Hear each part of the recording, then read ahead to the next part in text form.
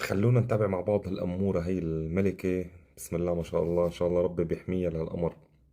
جايبت لنا كبدة، بس ما نعرفان شو كبدة، شو هي، كبدة ديناصور ولا كبدة فيل؟ ما شاء الله.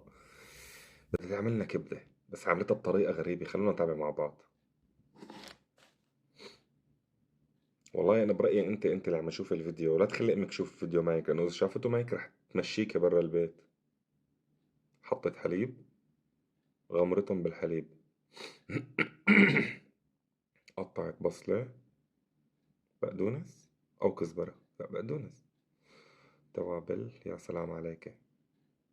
بتذكرني بأمي لما كانت صغيرة. حطت طحين، بدها تعملها مقرمشة شكلها كرانشي. يا سلام، نزلتهم فوق الطحين، قلبتهم منيح منيح، وبقى على القلي هلأ. قلت البطاطا قلتها شكل مكعبات إذا حدا ملاحظ.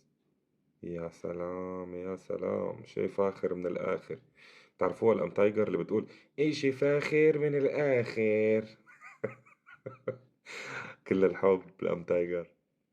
الله، الله يحميك لأهلك.